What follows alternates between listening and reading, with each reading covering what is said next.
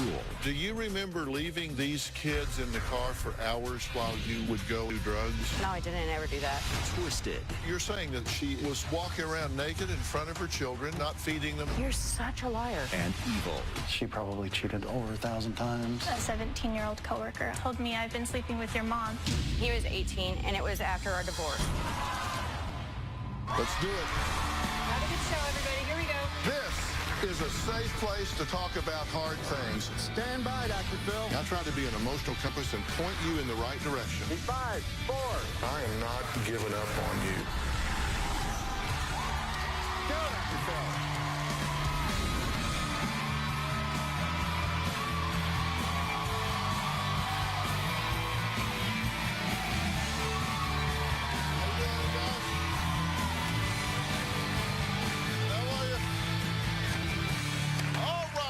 You to listen to Kim talk about being a mother to her 6 children.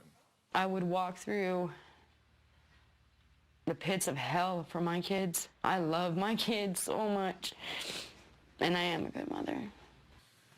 Just what you would expect to hear from a devoted mother, right?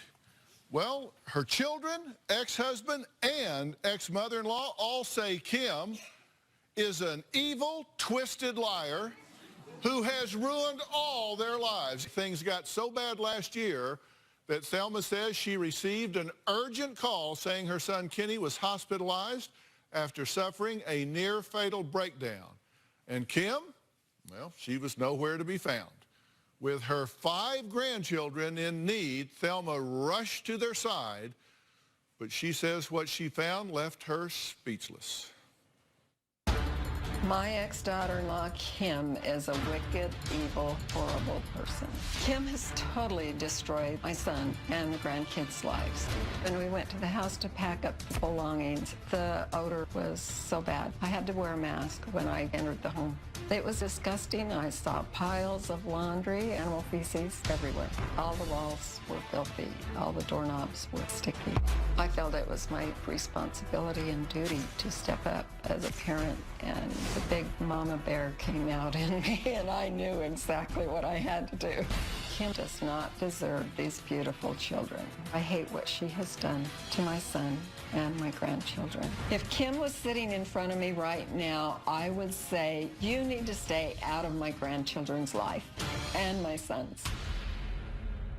Thelma was awarded emergency temporary custody of her grandchildren, and that's when she said she discovered what was really going on behind closed doors. Once I got custody, I heard so many disturbing things from my grandchildren. They told me that she would spend all day in her room and never come out. Kim was on drugs. She would walk around the house naked. And one of the children told me, Mama, you forgot your clothes. And she squatted down and peed right there in the hall. The kids also told me their mother would come in and wake them up around 11 or 12 o'clock at night and tell them that dinner is ready. I was told that she would bring other men into the house. I could only assume that it was drugs and sex. When I heard all these stories from my grandchildren, my heart just ached. I felt like, what kind of an animal is raising my kids, my grandkids? You believe that everything you're saying there was going on behind closed doors. These children were being subjected to this. Yes. When I received custody, the kids told me such bizarre stories that it was unbelievable. My heart just ached. I didn't know what to do. You're saying that this mother was walking around naked in front of her children, peeing in the hallway, just being totally neglectful, not feeding them, not doing anything. This is what they have told me. You say she is an unfit mother, she doesn't deserve these children, that she is a horrible excuse for a parent. Yes. Kim is here. She says Thelma is flat out lying and is on a crusade. Not just a concerned grandma, she is on a crusade to ruin her. My mother and my spreading lies about me, my children, and her own son. She wants to eliminate me from my family's life completely. Thelma tells my kids I'm a bitch, I'm evil, I'm a whore, I'm Satan's spawn. It's been about a year since Thelma took the children from me. Thelma had gone to a judge, told him that I had abandoned my children. I didn't abandon my children. I was struggling with addiction. This is the only way that I have to see my kids. Looking at the pictures they can't post. I miss everything. Birthdays, holidays. I honestly think Thelma's sole purpose is to ruin me. I think that if I were to die, she would probably do a happy dance on my grave. She's a disgusting woman. She pisses me off, and I hate her. I hate her with every ounce of my being. Well, Thelma and Kim haven't been face-to-face in over a year. But Kim is here now, so I'm going to ask her to join us, and let's just talk this through.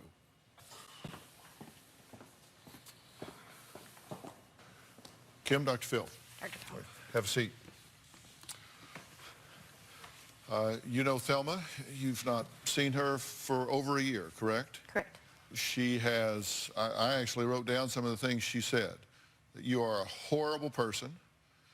She says that you are deceitful, that you are abusive, that you are neglectful. Just to begin, what's the truth here?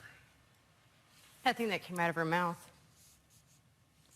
To walk around naked and pee on the floor, wow. You really went far with that one. Everything that I have heard came from your kids' mouth. You're such a liar. She has custody of your children, correct? Mm-hmm. Now, your ex-husband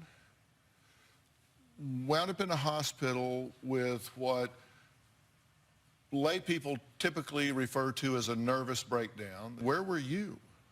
Oh, Where yeah. were you?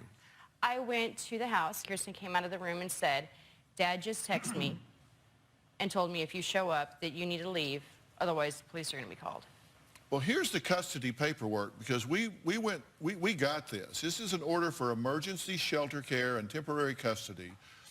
Reasonable cause existed to take minor children into protective custody due to homelessness, the parent's hospitalization, and the mother's apparent abandonment. Division unable to locate minor children's mother, mother not being personally present in court, mother must provide a drug-free urine sample prior to any visitation, in the care of Thelma, in the children's best interest. So did you not show up at court? I was not told about any court. It was a private court. Thelma There's was no private court. Oh, no, there is. You have the right to be there. The observation was you failed to show up. I was not okay, I contacted Thelma 3 times. I didn't know about the hearing until after. When Why Kenny were had you calling her? To find out what was going on with the kids. She had told my other children not to answer the phone. You knew the address. And I tried stopping by. No one was there. That was in Kim's Did you have world. sex with a 17-year-old friend Nope. of one of your children? No. And he was 18, and it was after our divorce. And it was after we were divorced and everything else. My kids were not involved in any of that until Thelma brought it into it. So the boy was 18. He was 18. It was one of your children's friends. No, I did not know he was one of my children's friends. Let's take a break here. Next, Kim's 2 oldest children say their mother is evil, cruel, and twisted, and has completely robbed them of their childhood. We'll be right back.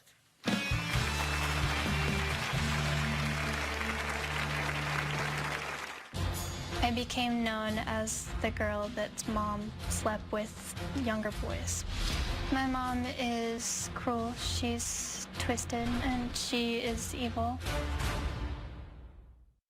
Tomorrow on an all-new Dr. Phil. My mom would lock us in the room without any food. That's a lie. I remember drinking from the toilet. If this was her childhood, You said I'd beat my children with a belt. I would make them say, thank you, Mother, may I have another? I was a sick psycho.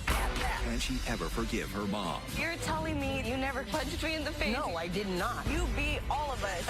Why is this funny to you? Because it's not true. That's tomorrow. start. My mom is a terrible mother. My mom is a pathological liar. She's manipulative and she's extremely selfish. I feel my mother abandoned me.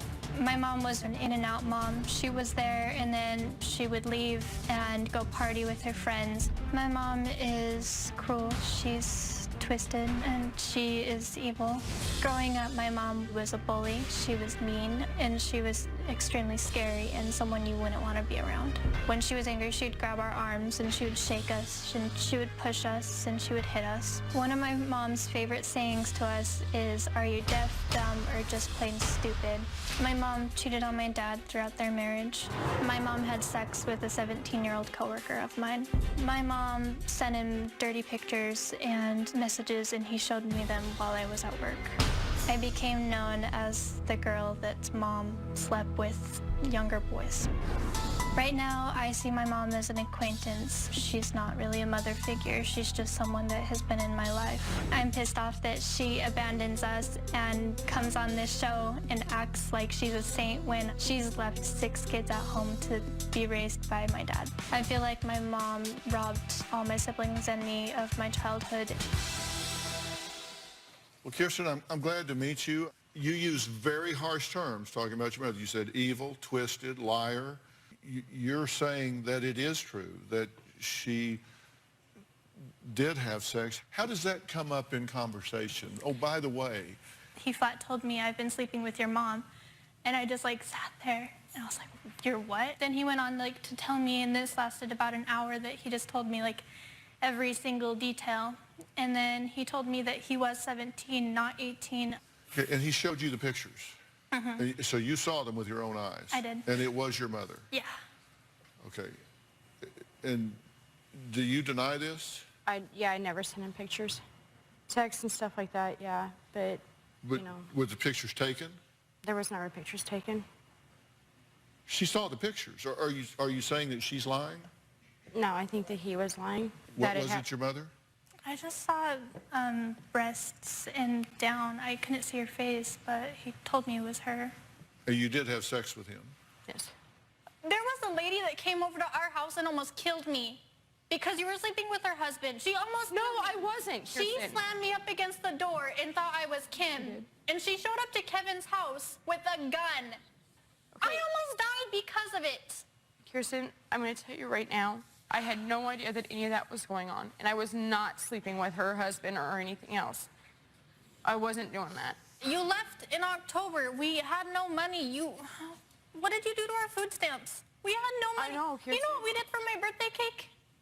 We put sugar in the pot and put water in the pot, and that's what we did for a birthday cake and icing, and it was awful, but we didn't have any money to go buy a cake. No, Kirsten, I didn't have any money to get anything for my birthday. It was fine, but you left a week before my birthday. Okay, Kirsten. She sold the food stamps for drugs.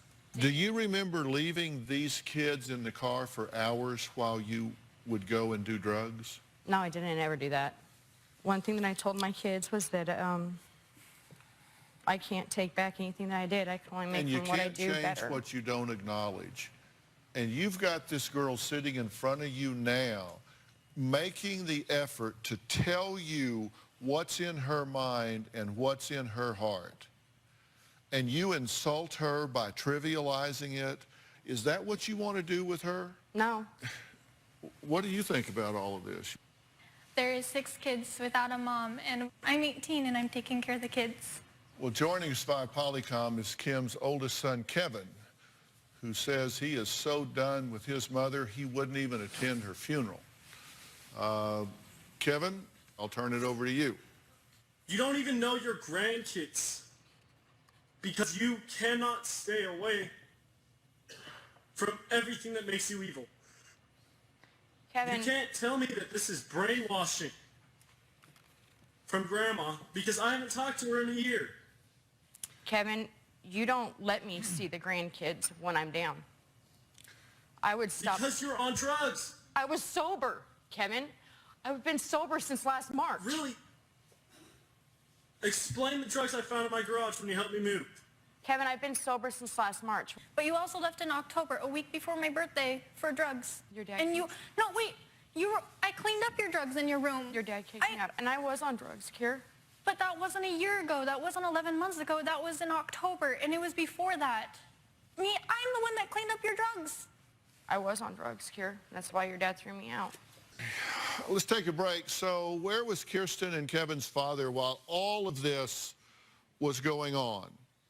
He's here, and he says not only did he have no control over his ex-wife, he says she nearly killed him.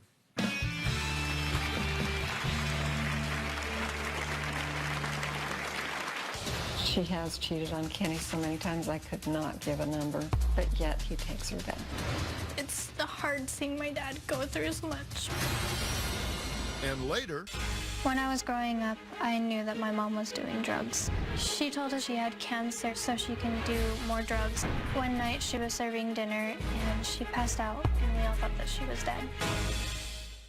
This May. when you were with her, were you involved with other women? Yes. Hey, I'm not married, yo. I'm not married. The stories are more intense. He grabs my face and hits my head against the wall. That did not happen? No. It's sad how much you lie. She's No, just 'cause you're she's the crazy. compulsive Can I liar. talk now? Because she keeps speaking over me. That's not class. Learn some class. The accusations are more shocking. The video is my husband calling my grandson sexy butt. I miss you, sexy butt. You touched that boy, isn't that the truth? I didn't touch any child. What were you afraid was going to come out if you went to trial? The scams are more outrageous. She had sent him over $200,000. He's my man. It's my life. He doesn't exist. Go to hell. We'll leave her out of it for a minute. We'll get her out of here then. I'll just give to you, you bitch. And the secrets He's doing steroids. I never said I was on steroids. are more personal than ever. I'll get up and leave right now. Do whatever you want to do. It all happens this May. He marches out of here. You ought to have him by the ear, dragging him out here and say, "Set your ass down." I'm Maurice. Growing up, my mom made my dad seem like he was incapable. She would completely embarrass him and humiliate him in front of not only us, but friends too. She would call him dumb, and she would say that you're not a man. When Kenny and Kim got married, I knew they were in for trouble. Every time she gave birth, she left for long periods of time. When she got pregnant with Kirsten, she was intimate with other men. A DNA test was done on Kirsten to see if she was Kenny's baby. The first time I ever saw my dad cry was when he was getting a divorce. It upsets me that my dad tries so hard where she turns around and stabs him in the back. It's the hard seeing my dad go through so much. She has cheated on Kenny so many times I could not give a number, but yet he takes her back. I don't understand my son to allow a woman like her back into his life for what? More abuse?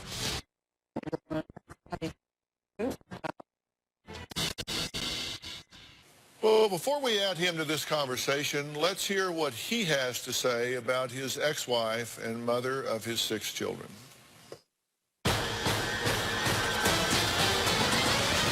Kim's the only girl that I've ever been with.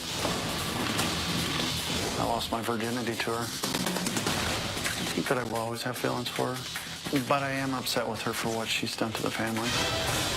When we were married, she would take off and leave, oftentimes with a newborn baby in the home. I had a good career. Kim really ruined my name in the industry. One time she asked me to take out her trash can, and as I was dumping it, I saw a note in there, and it was from another guy, and it said something to the effect of, "I see you laying naked on the bed, and you're so beautiful," and that was painful. She probably cheated 1,000 times easily. One time she pocket dialed me and answered hello, hello, hello, and I could tell that she was in the middle of having sex with somebody. She got pregnant with another man. I knew I wasn't the dad. I told her that, "Kim, I don't think that I can be a good father to this child," and that the baby was placed for adoption. She made fun of our son that has a speech impediment. She would call him a retard. She would say stuff like, "Duh, duh, duh, can't understand you." I stayed with her because I loved her. I stayed with her because I wanted to keep our family together. I was willing to sacrifice, and I think I went too far. Is he wrong too?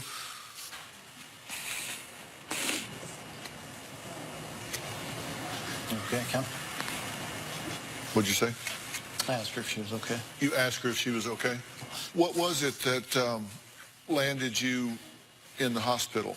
I'd been suffering from psychosis for over a month. And for you, this was a major depression, a depressive psychosis, right? Right. I wasn't eating, wasn't drinking, lost Right. a lot of weight. Couldn't sleep at night. Just the thoughts would just race. It was horrible. And where was Kim at that time? Kim was in the area, but she wasn't with the kids. We had been texting. She knew that I was having troubles. Were you surprised that she didn't come to help and support you and see after the children? I was surprised. I badly needed her there. I was waiting for 24 hours about for her to show up. I'd been asking her to come.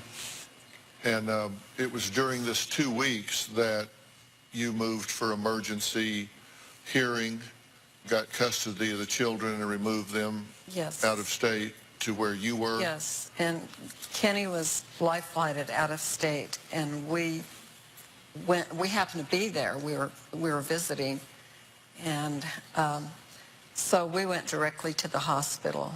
And you think he wound up in the hospital because of Kim? Oh, yes. And what was it that she had done to him? The drug abuse, the lying, the cheating, the going out with other men.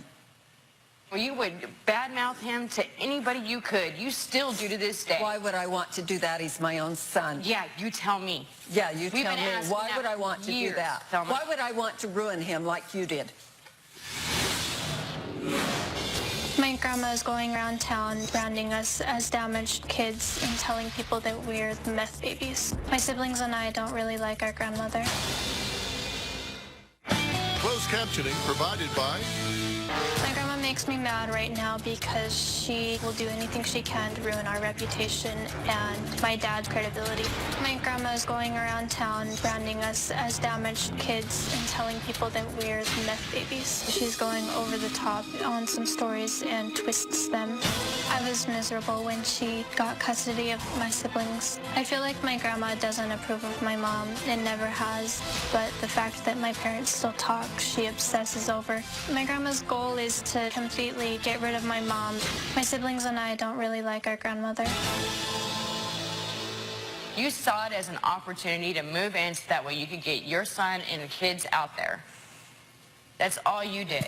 Oh, I'm all sorry. These promises. I'm sorry. Yeah, I really am. Holy that's the first time I've actually heard that come out of your mouth. I felt like, oh, well, this is a great opportunity for me to stay. That's it, period. Great opportunity. Great It benefited you to opportunity. do Can I well. finish? I am No, talking. I don't It's care. a great opportunity for me to stay in the motel with the kids because I didn't want to stay in your filthy house. You sold everything else in the house.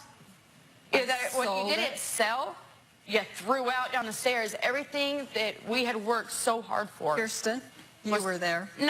What did I do? This is Everything got not thrown between away. Kirsten. This is coming from everybody. Well, it is This true. is coming we from lost Kirsten was everybody. the one that was in charge of what needed to go and what stayed. I wasn't in knew charge. nothing about your How old is life. she? Can we pause? Everything got thrown away. There was no order. There was no anything. Everything just got thrown away. I don't know who wasn't in the said it, house. but it was just said, throw everything away. So we lost everything. We lost our clothing. We lost our TV. We watched our TV fly down the stairs. The TV already had a hole in it. No, it had a little crack in the corner, but it was the only TV that we had. We worked hard for everything that we got. We didn't get handed anything. And even if we begged, where were you? Where was I? Yeah. I'm supposed to dish out the money all the time? Is that what I am? Wasn't always what we needed, I'm Thelma. only good when there's money involved, and I stopped dishing it out years ago. What? For love, for a grandma, for nurturing. Where were you? Where were you? You were just there to badmouth me. You're right, Kirsten. Does that make you happy, Thelma? It has nothing to do with grandma. What is it that you want to happen now? I don't think their grandma should have anything, it should be allowed to have anything to do with them. You have how many children staying with you now? Kenny has all of the children now. So you have none staying with you? I have none. Okay, so they're not staying with her now, is my point. Right. So you're saying you don't think they should be with her? They're Or not around with her. her. So they're not with her? No, I think they need to be with their dad. Okay, so you're good with the arrangement? Mm-hmm. Okay. I just want her out of their life.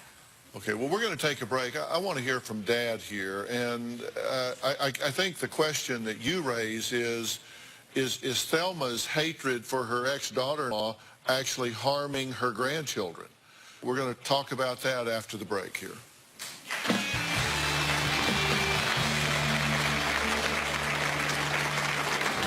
It wasn't enough for Thelma. I had to tell the town, her friends, a judge, the caseworker, that I'm just some woman who had kids and I don't want them. I think that's why she wrote into Dr. Phil's show, is to try to convince everybody that I don't love my kids, that my kids don't belong with me. And she's going to play the sob story and for me, look at what all the horrible, rotten things I've done. Her agenda is to completely have me eliminated out of my kids' life. Tomorrow on an all-new Dr. Phil. He hears voices tell him to kill people. Terrorized We sleep locked in the bedroom. by their 13-year-old son. He's banished to the basement. Are you abandoning this child? That's tomorrow. Closed captioning provided by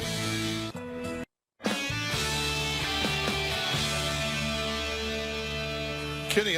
I'm curious at this point what you think the current situation is and what you think it needs to be. Do you think the children could and should have a relationship with Kim? I think they should. I think they should. They need their mom. Do you think that your mother should have a role in your children's lives? I think that she should. She should just be a grandma and bake them cookies and be happy to see them and that sort of thing. Mm-hmm. You know, I think it's clear that you have a very strong and powerful disdain for this woman. Would you agree with that? I would agree, yes. Yeah. And that's not likely to change, right? No, not with her track record. Ever since you first met me, you didn't like me. Yeah. And I think it's fair that you have a disdain for this woman, right? I think it's pretty clear that... Yeah, and that's probably can't not going to stand change. And you know, the good news is that you two don't have to be in each other's space, but you do have some common elements here. And I agreed to do this show for one reason, and one reason only, and that is that there are some children that are caught in the crossfire here. And I always like to come in and try to get everybody to adopt an agenda that's in the best interest of those that maybe don't have as good a voice. And, you know, Kevin and Kirsten are old enough to have a voice, and they're old enough to make the choice and move away. And it seems to me that both of them have survived and turned out to be pretty nice young folks, despite a lot of what they've been through. Yes. But we do have some young people that are still pretty impressionable here. And I can tell you that you don't have to like her. You don't have to hold her in any positive regard whatsoever. But she will forever be the biological mother of these children. And if you assassinate her character, however deserved you may think it is, to those children, you are doing them a grave disservice. And if you assassinate the character of those children's biological mother, it will come back to haunt you in ways that you have yet to see. Because those children, the day will come when they will resent you for that, regardless of how much she may or may not deserve that.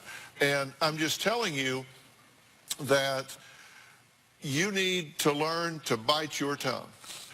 Just simply take the high road. There's so much less traffic up there. Just take the high road. I've done that. And at first I was shocked. I do, but just take the high ground here, and it's so much more becoming to you to do that.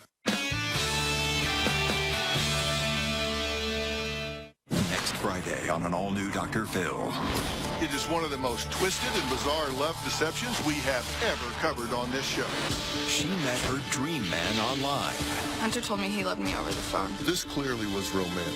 Yeah, I shared everything with him. I never imagined that he was talking to another girl. I first met Hiram over Twitter. He saw my picture and he thought I was beautiful. He told me he loves me and he made me feel special. In love with the same man. But you're not the only ones. 7 girls. The man you had feelings for, the man who you thought was Hiram, is here. And a surprising twist. What did you think when you found out your identity had been stolen? Now, I had never seen a catfish like this one. The real person behind the deception. Did you fall in love with any of these girls? The co-eds and the catfish. They all say they're afraid of you. With a shocking revelation. Are y'all ready to meet the person behind this whole thing? You won't believe. Only. What I would say to you is you're the leader of this family, and you need to father those children. And to the extent that she positions herself in a way that she can be a healthy factor in those children's lives, then I would certainly support that. But do not be an enabler. Do not be blind and allow her to be in those children's lives. Parent is a noun and a verb. It's not just something you are by birthright. It is something you do, and you do it in a responsible fashion. And if she relapses into drugs, if she is bitter, if she is angry, if she is in denial, if she fails to recognize her responsibilities and does not respond to these children in a proper way, then you have to put very strict boundaries there. If she's living in motel rooms, if she says, I'm going to show up, and she doesn't show up, she has to become a citizen, a contributing citizen first, and become a mother second. If she doesn't have a job and pay her own way and show up and become a responsible, contributing member of society, it's going to be a very difficult time to be a responsible parent. And it is your job, however much you may love her and have a broken heart with her or whatever, your primary responsibility, your undivided loyalty is to those minor children. Okay? And to the extent that you can broker a relationship, a healthy relationship between them and their mother, by all means do that. Learn to co-parent with her. But you cannot, when there are things like a woman throwing her up against the wall, was there a gun in her purse or not? You know, the fact that those words are even in sentences involving one of your children is exclusionary criteria for her being in the life of your children. That kind of rhetoric must be excluded from conversations about mother and child. And until they are, she's not a candidate for being in their lives. So you need to make sure that's true. Okay? And you need some help in coming up with a co-parenting plan, and I will get you the help to do that, someone that will monitor that and make sure that that happens in a healthy way. Okay, I will. That's just my gift to y'all to do that. I want you in your children's lives as a responsible mother, but not as an irresponsible. You agree with that, right? You agree with that. All right. Coming up, a guest who says her body should be donated to science because she just doesn't sleep. We'll meet her after the break.